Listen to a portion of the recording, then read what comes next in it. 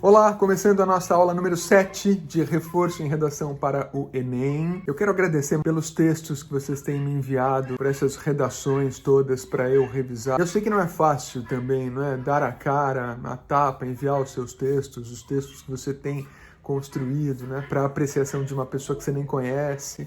Mas eu tenho feito com o maior respeito e eu espero que isso ajude de verdade a melhorar o seu texto cada vez mais. As pessoas que já me mandaram 3 textos nessas 3 semanas de trabalho, um texto por semana, têm tido um grande progresso e eu tenho pontuado isso nas nossas conversas. Eu acho isso muito legal porque redação é treino, né? Entender que o seu texto tem de existir dentro de uma estrutura formal. A partir desse entendimento, o resto é o trabalho braçal.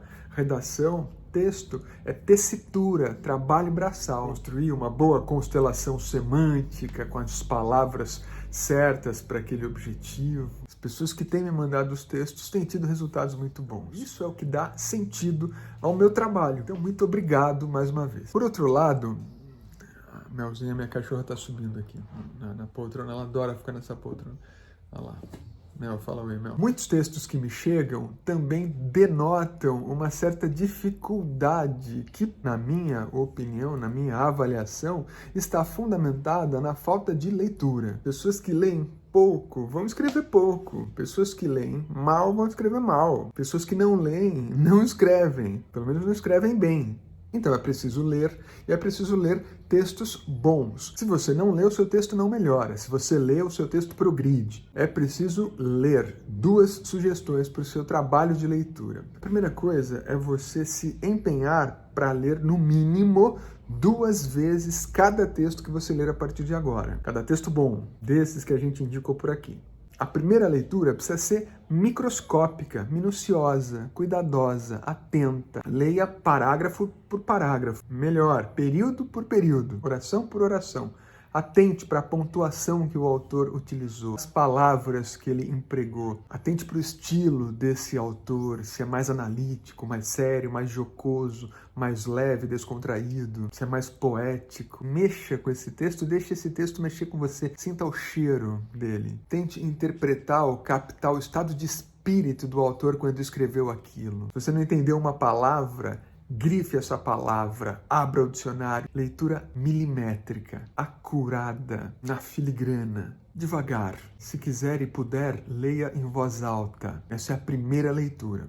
A partir da segunda leitura, tendo entendido as palavras que ali estão, já conhecido intimamente aquele texto, faça uma nova leitura, dessa vez sem parar, como se fosse um passeio. Completadas essas 2 leituras, se você quiser, leia mais vezes, 2, 3. O Nelson Rodrigues que fala, né? Tem até uma frase do Nelson Rodrigues, ele diz assim, as pessoas deveriam reler. Há 2 ou 3 livros essenciais, ele fala mais ou menos assim, que devem ser lidos e relidos. Reler é muito importante. Eu sugiro que você releia sempre os 10 textos, as 10 redações nota 1000 que eu enviei para você naquele PDF. Releia aqueles textos. Você está se preparando para uma prova, que é o Enem. Você precisa treinar para aquela prova. O que é que vai cair naquela prova, né? Nós estamos aqui especificamente estudando para a redação. As redações que, em geral, fazem sucesso têm esse modelo, esse formato que nós estamos estudando aqui. Então, estude para isso. Nosso foco é fazer uma boa redação. Fazer uma redação nota 1000 no Enem. A redação de hoje é de uma estudante chamada Vitória Oliveira, sempre com o tema A Democratização do Acesso ao Cinema no Brasil. Ela diz assim, ó: em sua obra Cidadãos de Papel, o célebre escritor Gilberto Dimenstein disserta acerca da inefetividade dos direitos constitucionais, sobretudo no que se refere à desigualdade de acesso aos benefícios normativos.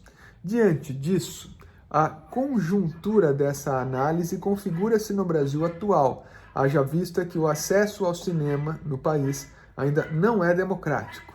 Essa realidade se deve, essencialmente, à falta de subsídios para infraestrutura nas regiões periféricas e à urbanização desordenada das urbes. Você viu que a tese dela é a inefetividade dos direitos constitucionais, né?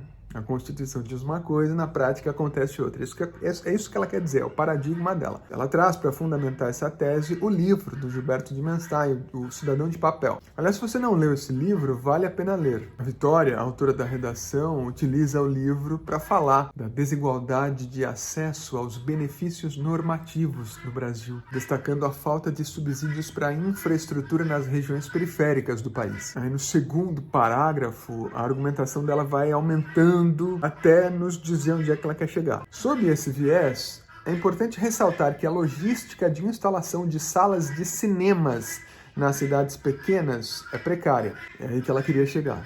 Nesse sentido, segundo o contrato social, o proposto pelo contratualista John Locke, cabe ao Estado fornecer medidas que garantam o bem-estar coletivo. Contudo, a infraestrutura das cidades pequenas e médias é, muitas vezes, pouco dotada de incentivos para a construção de salas de exibição de filmes, como centros de lazer dotados de praça de alimentação, por exemplo. Com isso, uma parcela expressiva da população é excluída dessa atividade cultural, o que, além de evidenciar o contexto discutido por Gilberto de Menstein, vai de encontro ao contrato social. Desse modo, políticas públicas eficazes tornariam possível maior acesso ao direito de cultura, garantido pela Magna Carta de 1988, por meio do cinema.